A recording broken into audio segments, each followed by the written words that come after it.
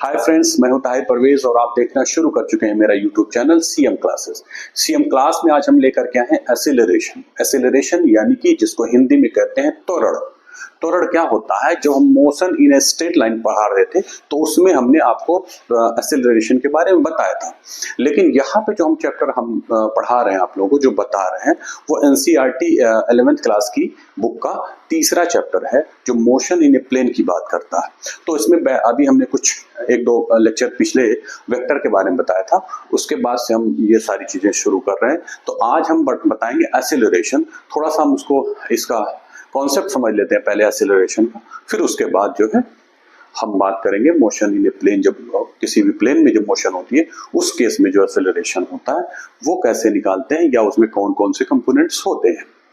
तो आइए देखें सबसे पहले एसिलरेशन क्या है। एसिलरेशन जिसको कि हिंदी में कहते हैं त्वरण।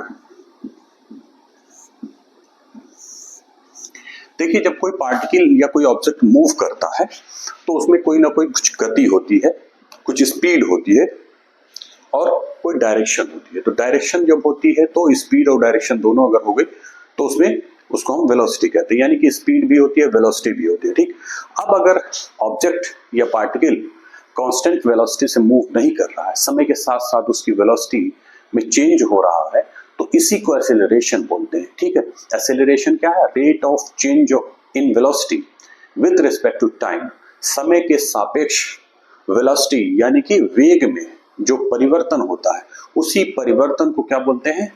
त्वरण बोलते हैं या एसिलरेशन बोलते हैं। ठीक है, यानी कि सीधा सीधा आप फंडा समझिए, acceleration is equal to change in velocity, change in velocity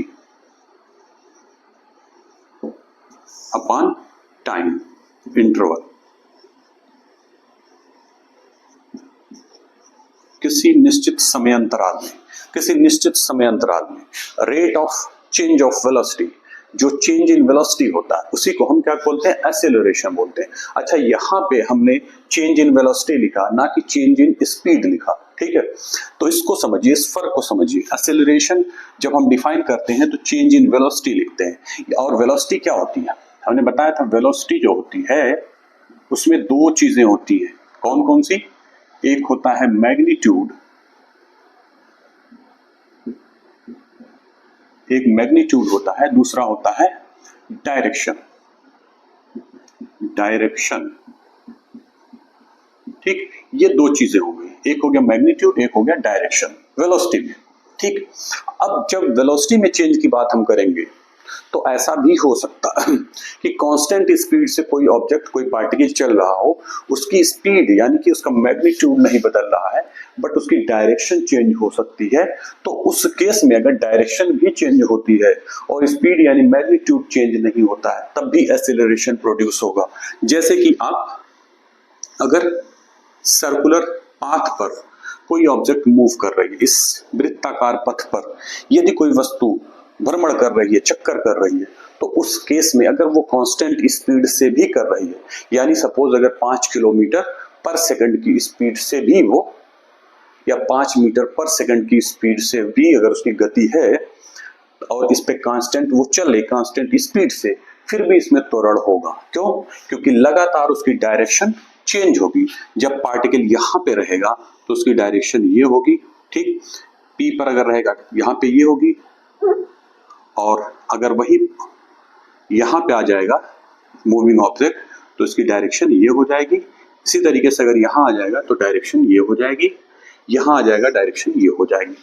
इसके टेंजेंशियल डायरेक्शन में जो होती है वही स्पीड की डायरेक्शन होती है। ठीक है, अब लगातार इसकी डायरेक्शन चेंज हो रही है, यानी कि अगर डायरेक्शन चेंज हो रही है तो ये दोनों से मिल करके वेलोसिटी बनता है, तो यानी वेलोसिटी में भी चेंज हुआ तो इस केस में भी एसिलरेशन प्रोड्यूस हुआ। ठीक है, तो एसिलरेशन का मतलब केवल और केवल यह नहीं है कि उसकी स्पीड या उसकी मैग्नीट्यूड में परिवर्तन हो समय के साथ साथ, बट उसकी अगर डायरेक्शन में भी परिवर्तन होता है तब भी एसिलरेशन प्रोड्यूस होता है। ठीक, ये क्लियर? अब एक्सीलरेशन को थोड़ा सा हम मैग्नीट्यूड के कॉन्सेप्ट में अगर डिफाइन करें, जैसे अगर आपको किसी को समझाना हो तो एक्सीलरेशन कैसे डिफाइन करेंगे। अगर मैग्नीट्यूड की बात हम करें, डायरेक्शन तो आपको क्लियर हो गया कि डायरेक्शन चेंज होगी तब भी माना जाएगा कि उसकी वेलोसिटी चेंज हो रही है, उस केस में भी एक्सीलरेशन होगा। लेकिन मैग्नीट्यूड में चेंज, जैसे यहां पे वेलोसिटी अगर v1 है, ठीक, यहां वेलोसिटी v2 है, यहां वेलोसिटी v3 है और यहां वेलोसिटी v4 है और यहां वेलोसिटी v5 है, ठीक। और ये जो डिस्टेंस है ये यहां से लेकर के यहां 1 सेकेंड अगर, ठीक है, टाइम यहां से लेकर फिर यहां तक ये भी 1 सेकेंड है और यहां से यहां तक ये भी 1 सेकेंड, ठीक। इसी तरीके से यहां से लेकर के यहां तक 1 सेकेंड, ठीक।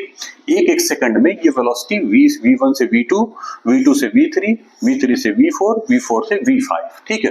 तो एक्सेलरेशन यहां पे क्या होगा, देखिए अगर ये चेंज कांस्टेंट है कि मतलब v2 माइनस v1 की वैल्यू जो है वो किसके बराबर, v3 माइनस v2 के बराबर, और ये जो वैल्यू है वो क्या है, v4 माइनस v3, और ये क्या है, v5 माइनस v4,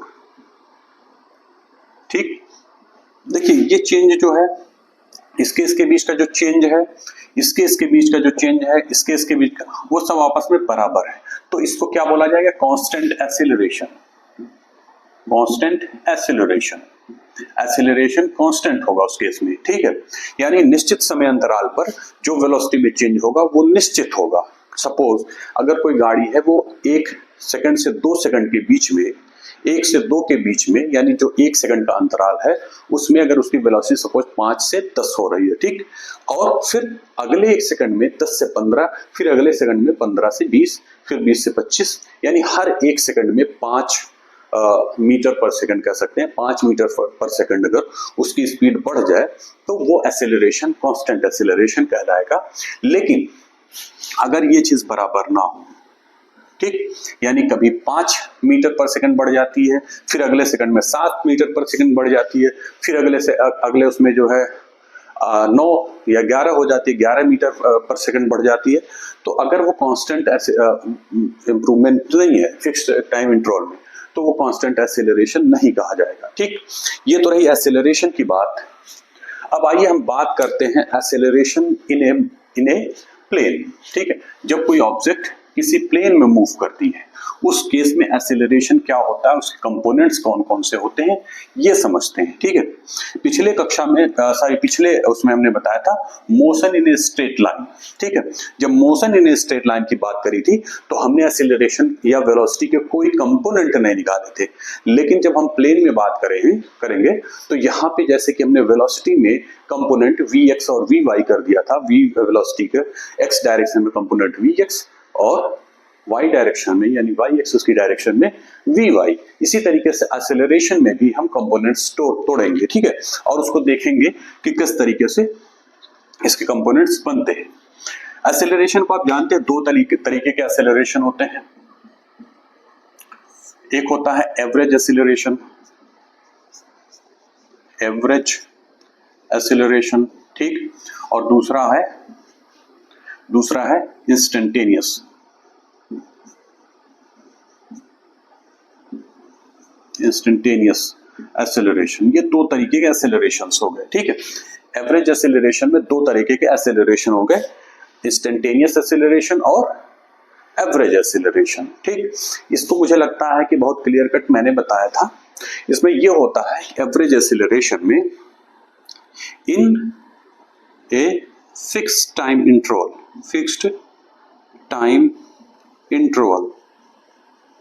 इंटरवल, यानी एक निश्चित समय अंतराल में जब हम देखेंगे एक्सेलरेशन जो प्रोड्यूस हुआ, तो उस एक्सेलरेशन को क्या बोलेंगे, उस त्वरण को क्या बोलेंगे, एवरेज एक्सेलरेशन। ठीक, और किसी पर्टिकुलर टाइम पर, जैसे हमने बताया डेल्टा टी यानी जो समय अंतराल है वो टेंड्स टू जीरो, यानी जीरो के बहुत निकट हो, इतने निकट हो कि वो जीरो ना हो लेकिन जीरो के लगभग बराबर हो, तो उस पॉइंट पर जो एक्सेलरेशन होगा वो इंस्टेंटेनियस एक्सेलरेशन होगा। अब आइए इसके कंपोनेंट्स देखते हैं कौन कौन से होते हैं।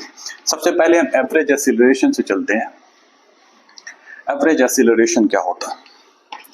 देखिए, एक्सेलरेशन को ए से इंडिकेट करते हैं, एवरेज एक्सेलरेशन ए बार। ठीक है, इसकी वैल्यू जो होगी delta V upon delta T.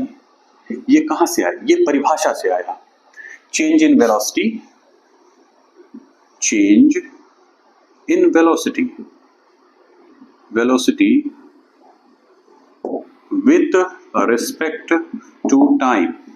ठीक, टाइम के रिस्पेक्ट में चेंज इन वेलोसिटी, ये है टाइम, ये है change in velocity, change in velocity with respect to time, तो ये हो जाएगा हमारा एवरेज एक्सेलरेशन। ठीक है, अभी हम डेल्टा वी एक्स की जगह पे क्या रख सकते हैं? डेल्टा वी एक्स की जगह पे हम रख सकते हैं, डेल्टा वी की जगह पे रख सकते हैं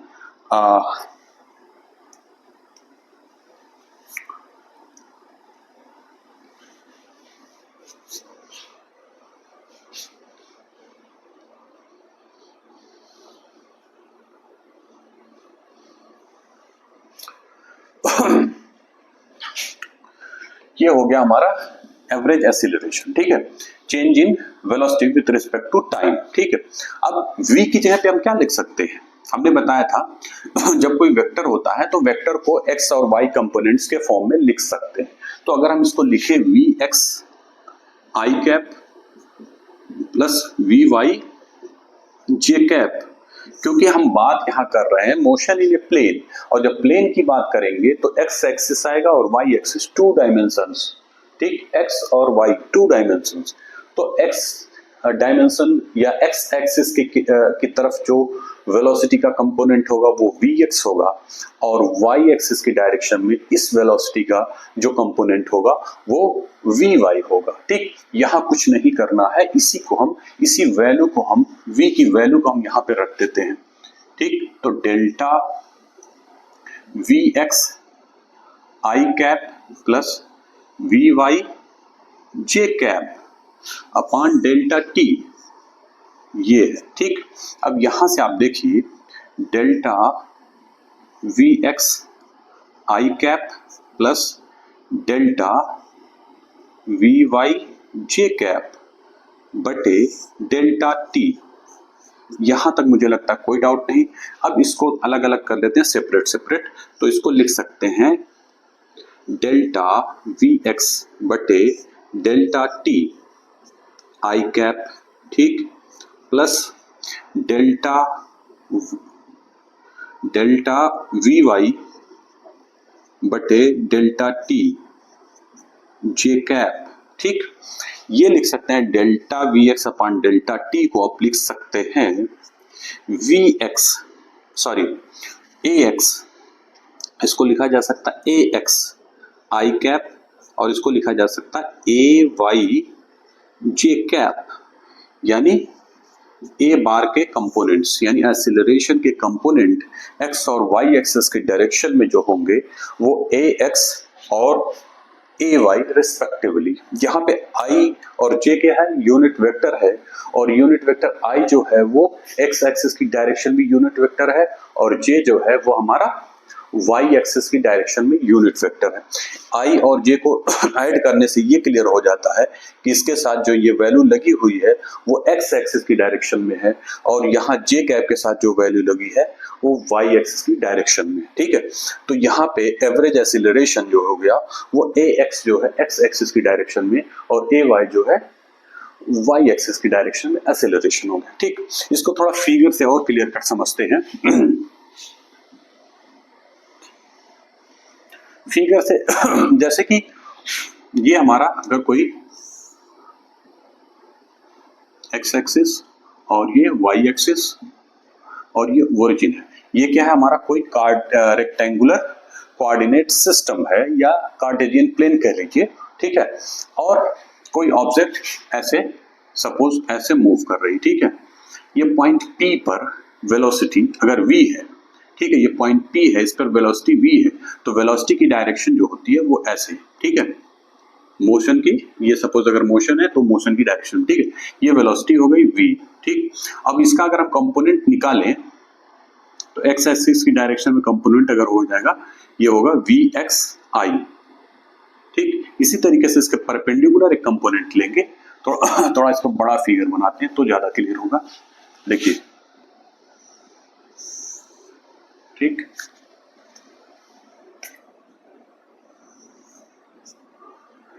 ये x एक्सिस, ये y एक्सिस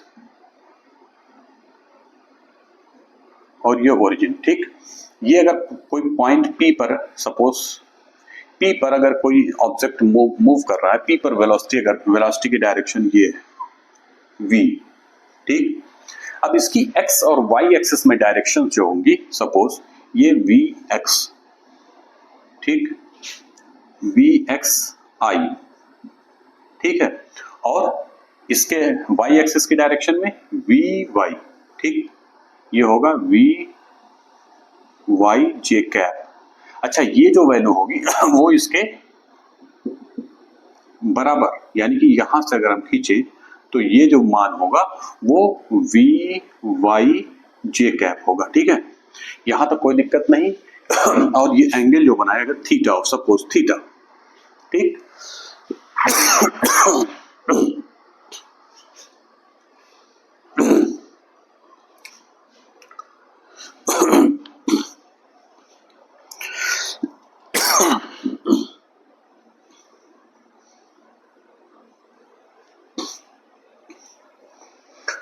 तो यहां से अगर हम जैसे अगर वेलोसिटी के कंपोनेंट निकालें तो vx is equal to v cos theta हो जाएगा, ठीक, और vy is equal to v sin theta.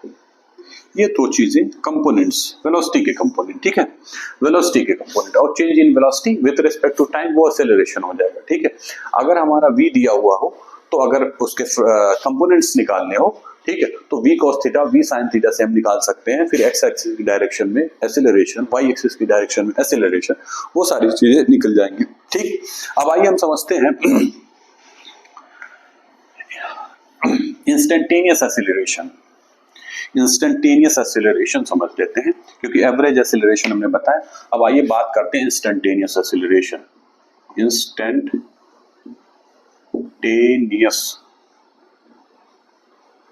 Acceleration, ठीक है, ये चीज है इंस्टेंटेनियस एक्सेलरेशन। तो सिंपली एक्सेलरेशन की वैल्यू जो होती है delta v upon delta t, ठीक, ये जब एवरेज एक्सेलरेशन की बात हम करते हैं। लेकिन अगर हम इंस्टेंटेनियस एक्सेलरेशन या सिंपली एक्सेलरेशन की बात करें तो सिंपली इसको a से रिप्रेजेंट करेंगे, और हमने बताया था उस केस में क्या होगा, डेल्टा t की वैल्यू वो टेंड कर जाएगी जीरो के।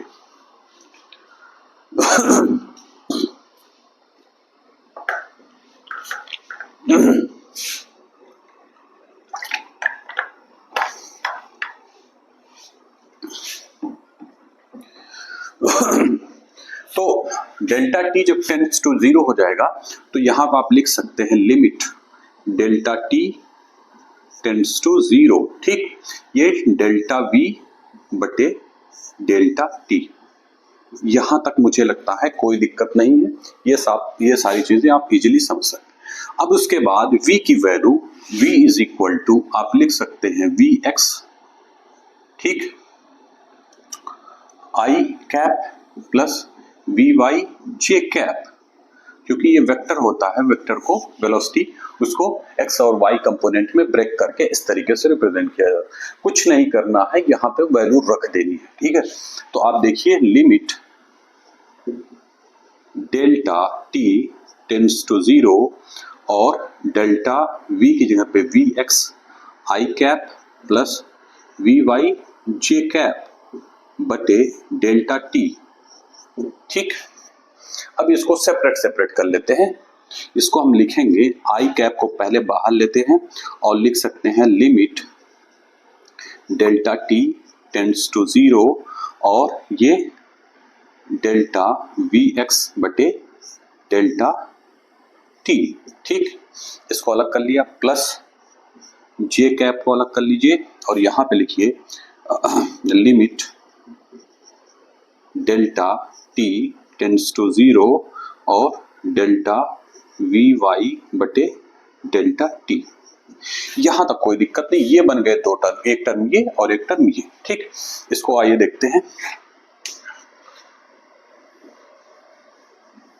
इसको देखिए, इसको आप लिख सकते हैं, जब लिमिट हमने बताया था limit delta T tends to 0 delta V upon delta T, इसको आप लिख सकते हैं सीधे सीधे D V upon D T, ये लिख सकते हैं। ठीक है, कुछ नहीं करना, इसी वैल्यू को ऐसे पुट कर देना है।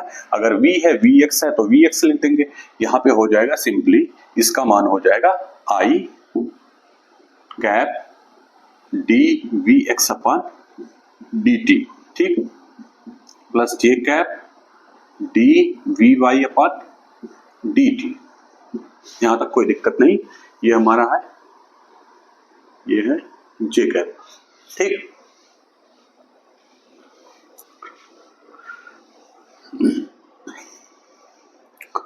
और इसको आप लिख सकते हैं simply A X I cap plus A Y J cap, ये है ए की वैल्यू, इंस्टेंटेनियस एक्सेलरेशन की वैल्यू।